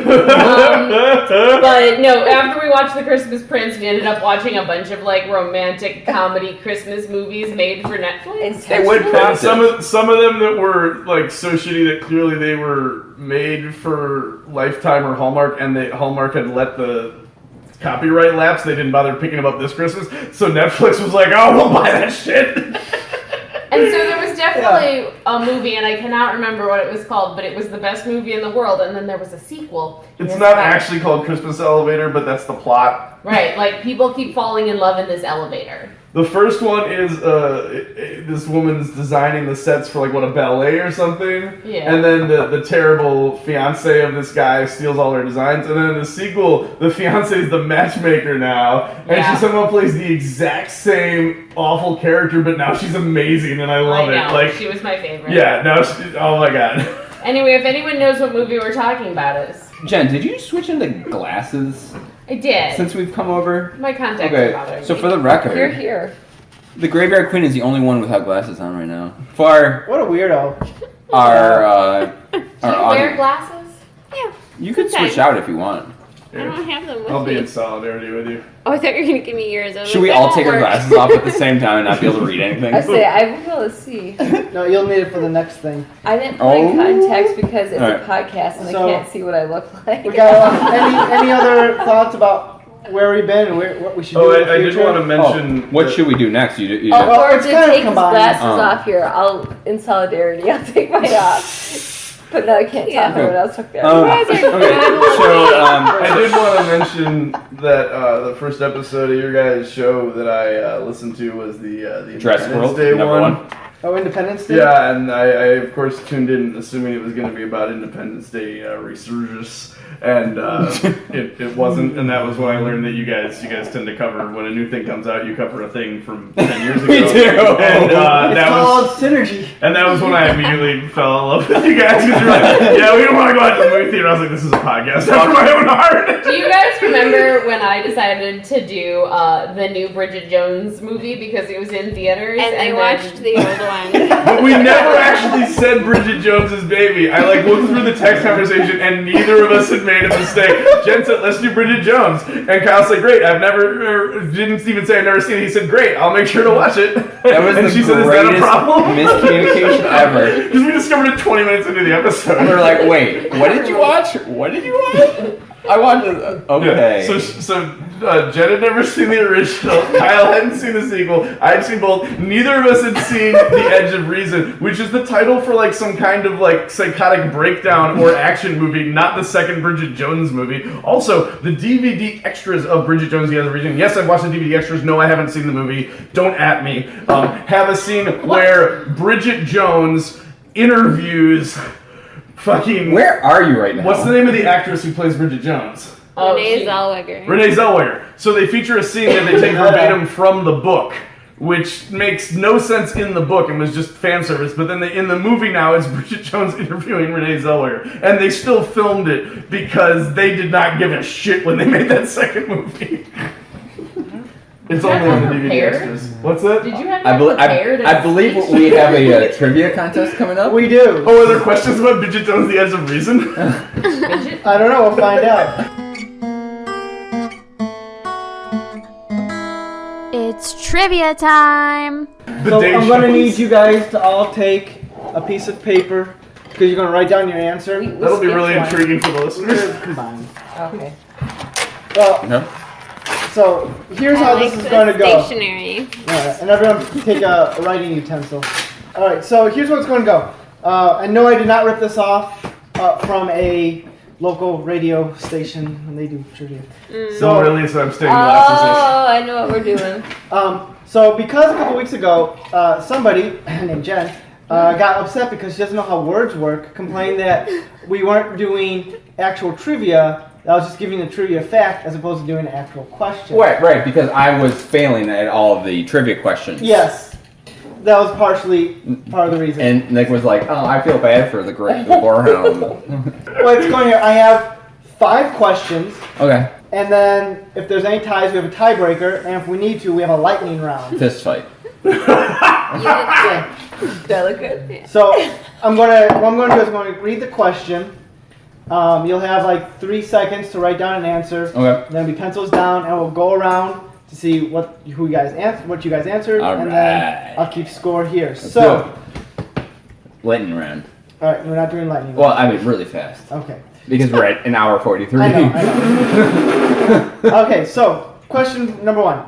DC Comics released last month the 1000th issue of Action Comics, celebrating Superman's 80th birthday. What does DC stand for in DC Comics? Alrighty, pencils down, people. So, Gorehound, what do you have? Don't do this. What does DC Comics stand for? District Comics. I am sorry, no. Jen, what does DC stand for in DC Comics? I wrote the word now. Thor, what does DC stand for in DC Comics? Detective Comics, which means their name is Detective Comics. I'm going to stop this recording right now. It is a little weird, but yes. Kiwi, what did you write down? Well, Lisa and I had the same answer. District of Columbia. That is Yes! So, Thor wins the first question. I like it. Question number 2. Okay. I'm gonna put correct. The royal wedding is coming up, and Prince William is going to serve as Prince Harry's best man. Who was Prince William's best man for his wedding to Kate Middleton? Who's the person that I want to write down? All right, time is up. Gorehound, who was Prince William's best man? Brandon Routh.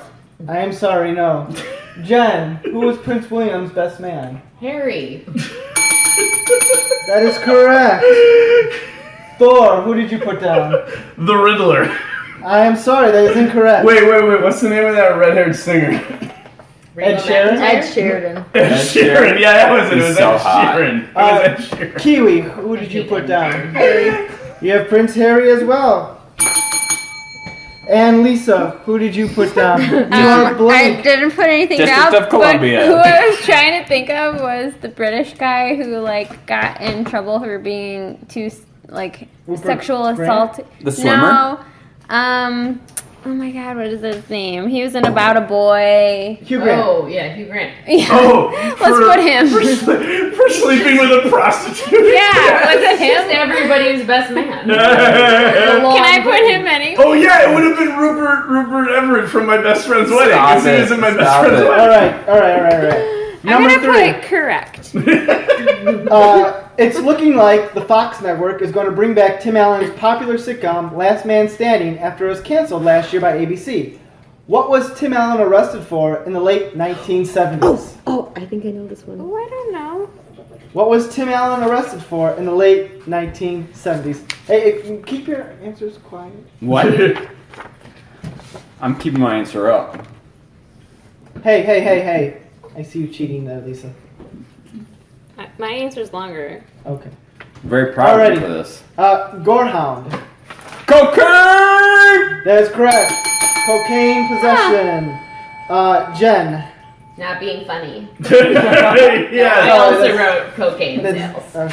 Yeah, it technically would have been cocaine distribution because of the amount of cocaine he had with him. Is that what you wrote? Yeah. The Santa Claus did that. Yeah. Kiwi. And then he only stayed out of Okay, I prison for love life the by Santa turning in Claus. every. I did too. what they And do. Lisa. I put misusing a power tool. Yes! You know what's funny? I wrote this grid where I'm keeping track of scores, and it's actually in this order. Yeah? That We're you're so all sitting in. predictable. Hey, can I throw in a sub trivia? Who is the clown from Metalocalypse who really likes to do cocaine? Oh, Roxo! I'll do cocaine! Yeah, I'm You going know- to put out a nat on that again. Speaking of that voice, music legend Prince. Kiwi's drawing the cube. Music The legend. 90s S. Yeah. Music legend Prince went by a few different handles during his musical career, including being referred to as, just by a symbol. What was Prince's real first name? Oh, is it Roxo? Is that why that was a hint? Well, no, the voice was kind of Prince-like. Oh my god, I feel offended for... that's somehow racist against Minnesotans. What was Prince's real first name? All right, pencils down. Gorehound. I'm gonna say Krampus Gremlins. No, I'm sorry, that's incorrect. Jen. Jonathan. No, I'm sorry, that's incorrect. Thor. Hugh Grant. No, I'm sorry, that's incorrect. Like one word. Kiwi. Hugh Grant. Michael? No, I'm sorry, that's incorrect. That's so crazy. I put Michael too. Did you really? Yes, I did. It's a very generic name. Prince's I was thinking real Michael Jackson. first name was actually Prince. What? Liar. He was born Prince Rogers Nelson. This is just like when you had your students guess your middle name. In fact, he has none. All right. Why do you delight in torturing us? It's one of the few And pleasures. children. Number 5. Kevin Costner is probably one of my favorite actors. What? I like his movies. What 90s movie did he star in that had the best-selling movie soundtrack of all time? Wait, didn't we just discuss this? I don't think so. I've got one answer. What 90s movie did he star in that had the best-selling movie soundtrack of all time? Is it from the 90s? All right, pencils down. Gorehound. Field of Dreams. No, I'm sorry. Waterworld. I'm sorry. Shasta McNasty. That was a TV show. Yeah, But no, sorry, it's The Bodyguard. Yeah, you wrote that. I like you looked That at is my paper to correct. make sure I didn't write Shasta McNasty. I don't know. You could have. I panicked and thought the only Kevin Costner movie was Dance with Wolves. I also put Field of Dreams. So and I put Field of Dreams also. no, But I don't remember the soundtrack for that movie. Like the big song in it was that Whitney Houston song. Well, Bodyguard. I Will Always Love You. Yeah. Which was written by love that Dolly song. Parton. Really? And that song was sitting around for a while and wasn't a hit. She'd recorded it before she was famous, and Elvis Presley, his managers offered to let Elvis record it, and they offered Dolly Parton 0% of the, money. They would say, okay, you can have money up front, and you'll get 0% of the money as it sells. And she declined that deal. Huh. Alrighty, so Thank we you. have Thank you a lot. we have a winner, so we don't need to go to the other questions. We can if you want, just for fun. So You all clearly are failing at this, so... Gorehound, you got we got 1 correct. Yeah. Jen, you got 2 correct. Woo! Kiwi, you got 2 correct. Yes. Lisa, you got none. And Thor, you are a winner with 3. So what that means is You get a Superman mug. It was really... you get a Free special trophy. What the shit is that this? a solar system Is this a butt of plug? this? It could be, but it's the official trivia He's trophy. really proud of it. The Look at- all new Culture Cast. Oh, it's got your initials on it. NCC. So, And it's like a microphone. sure, that's Was that not what you were going for? Oh, I thought it was the sun. It could work a number of ways. So Okay, well, for our audience, Nick has presented a microphone-esque trophy that has ANCC written across from It it sort with of looks- yellow microphone. Yeah, it sort of looks like the World Cup, maybe. I don't know. And Jen doesn't understand what's happening right So now. this would be a good thing to put on your mantle. It's a yellow ball with some very intricate detailing work, and it's ribbed for your pleasure. Yep. We're all very happy. You could put it next to that amazing photo of me, but not in front of it. So just for I could put it next to my Budman Budweiser beer stein that I have from my uncle's wedding. I'm pretty sure that got broke in the move. Is He's anyone a weird excited dude. for The Incredibles to come out? Absolutely. Yeah, We'll do a podcast on it. yeah.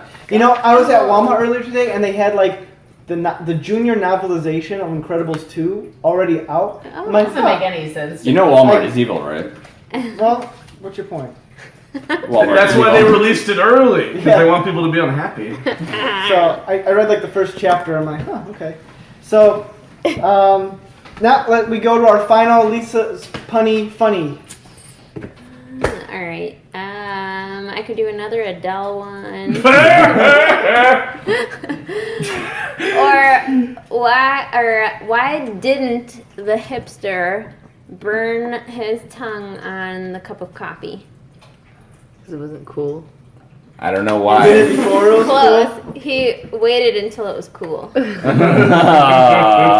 hipster. I'm not gonna poke holes. We're old, okay? We don't get it. You know. So, all right. Are we ready for the exit banter? I guess we are ready for the exit banter. This has been our 100th episode. That's exciting, right? You should play the SNL closing credits music over our exit banter. This is America. I don't think that's the closing credits It music. could be. I'll probably face a copyright thing. But, so, I don't know, any final thoughts on anything as we finish up our 100th episode, people? I have like 9 more hours of stuff to say about Australian movies. I can't believe It's I've been a on this many didgeridoo. episodes of the podcast. You've been over half. That's absurd. Yes. I'm so busy. Oh, my favorite memory of your guys' shows in terms of ones that I didn't listen to. The Kevin Smith episodes? No, in terms of ones I didn't listen to or be involved with or watch the movie that she watched was when I said, hey, how come I got a $17 charge from Amazon for the movie Krampus? Do you like the movie Krampus? And she goes, I couldn't fucking rent it. And I'm like, I mean, I could have got it for you on Foot Locker for free. And she was like, yeah, that seems immoral. And I was like, how's the movie? And she was like, fucking terrible. I should have had you get it on one of the sketch sites. Oh, you didn't like Krampus? I don't remember what goes on. It was a horror comedy. It was horror not. comedies are horror It comedies. is not worth us owning, and Yes, I say that as I someone concur. that owns on Amazon streaming the original Town That Dreaded Sundown.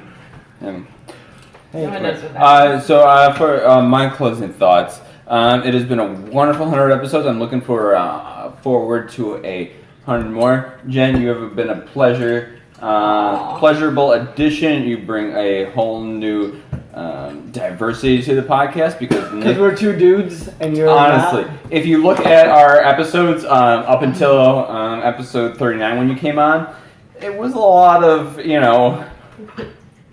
male-centric horror Especially movies. Full House. What Right. the fuck's Turbo Kid? Amazing that was movie. good. Listen to it. You need to watch It that. was wonderful. That was a good one. You would I like appreciate that I it. have made you Jen, listen to Kesha and Yes, you add a lot I will more never diversity forgive you for that. to our episodes. It Seinfeld doesn't is, like her, so I an wonder. absolute pleasure for you to be on, and I look forward to you being on every episode. What nice things do you have to say about me, Gorehound? I've been working on it, dude. Okay, for your... What does that mean? Time's up. We're still recording. Thor, it is a pleasure to have you on the podcast. You are clearly the most knowledgeable person on the podcast, as attributed to the trivia trophy. Hey, I made the trivia questions. Yes, you did. So like Alex Trebek, you're like, well, look, I know the answer. It doesn't look hard. Yeah, what's your point? Nick, thank you for making this happen. You were this is Zach and Nick's Culture Cast, of which we are the tributary of With All the New Culture sequel. Cast. It would be a pleasure to have Zach back on. Yeah, he's totally done. Maybe for He's in another country. He's in another country, man. We can still make it happen. We do. He's buried in their backyard. We do this via Skype. Yeah, I've tried to get Zach. He's podcasted for, I think he started back in 08, 09, somewhere around Season there. 1. Why do you call it that? Because we are season 2. Oh, I see us as a completely different show. No, we are season 2. Anyway. So as soon as he comes back on, then we could take back the name of Zach and Nick's Culture Cast, and then maybe, Zach and Nick and the Gorehounds. And Jen? And Jen's. You're going to have 4 people in there? And Okay. Kyle. Okay. And, Long story short, Zach, please come back on. It would be a He's not listening, pleasure I guarantee you. to come back on. I didn't think this episode was going to end with begging. Kiwi, I love being on. When you guys are obviously having a child, and it takes a lot of your time. But I appreciate you taking the time to be on the podcast. Baby girl's been on the podcast. Yes. Do we have a nickname for Baby girl? Just baby girl. Baby girl. She's been called Baby Girl since we found out we were having a girl, and we didn't tell anyone the name. So It's gonna be awkward when she's like 30. Yeah. And we're still podcasting. So maybe at age 3 she can determine her own nickname or something? It'll probably be like Potty or something. Potty? Okay. The Great Queen, it is wonderful. Stop calling her that! She doesn't like that. For you to be on the podcast for your first official episode. And it's great to have you on officially. And yeah, it's been fun with everyone. I've been podcasting since like 2009 and on and off with a variety of shows. And this is the longest show that I've been on that has actually 2 hours. lasted. No, I meant not. I mean, oh, yeah. But that is also true. Well, before you wrap up, I do want to say, as much as I was busting your chops, Nick, thank you for letting me occasionally drop by and ruin your show. And sure. I still want to be on your show. I don't know. Oh my god! What the fuck? You gotta get on there. I know he records at Sunday 8 in the morning. at 9, right? Okay, First Sunday. of all, Thor has never been up at 6:30 in the morning. Sunday mornings are not That's our for prime time. reading the Tribune, having a pot of coffee. Bill Nye on Nye. Netflix. It's so great that you guys have had this running, and it's so much fun, and I appreciate listening to it, and I appreciate all the hard work you guys put into it, and it's amazing to listen to what a show's like when people actually bother to edit it and add music. Yeah, that's always fun. So a couple of things as we wrap up. I am going to start releasing our older episodes onto YouTube in video form, because eventually this show will stop, and Libsyn deletes episodes when you stop your show. So if we put it on YouTube, it'll stay there forever until the internet goes away. So 3 months. Yeah, exactly. So what are you gonna have the video be? Just maybe the cover image or something like that. I don't know. I haven't figured that all out. It should be just like banana hammock shaking from It could. And also a preview. I've been slowly working on this, but we are going to during the summer months we will be releasing an audio play featuring all your favorite podcasts. When was that supposed to be released? This is released? going to be like George R.R. Martin. Where Yes. I'm exactly like George R.R. Martin, and it'll be better than Avengers. You're better looking Infinity than War. George R.R. Martin, for the record. Well, that is Is true. he? I think so. What does he look like? He's old. Yeah, screw old people, right? Kiwi? He looks like a circle wearing a beard. Yeah, I mean, he's, nothing. I'm just going to shut up. Let me just say this. He has a lot of money, so I would definitely tap that if he asked. Wow. So we'll be releasing that and as an offshoot of our podcast, so look forward to Earthman Adventures coming soon. Are we ready to close this bad boy out? I think we're ready to close this bad boy out. I'm Jen. I'm Dan. Who's Dan? Fuck. Stop it. Who are you? I'm Thor. I'm Nick. I'm the Kiwi. I'm Lisa. And I'm the Gorehound. And this we are the all new. I didn't know you were going I think you there. gotta tell us if you're gonna do a unison thing. All right. Are we talking Okay. All right. 3, 2, 1. And we are the all new Culture Cast. Catch you next week. You've been listening to the all-new Culture Cast. Check out our blog at znculturecast.wordpress.com. Send us an email at nick.culturecast@gmail.com. We'd love to hear your feedback, comments, and requests. Follow us on social media. Theme music by bensound.com. The all-new Culture Cast, a saltwater production. Original material copyright 2018. Thanks for listening.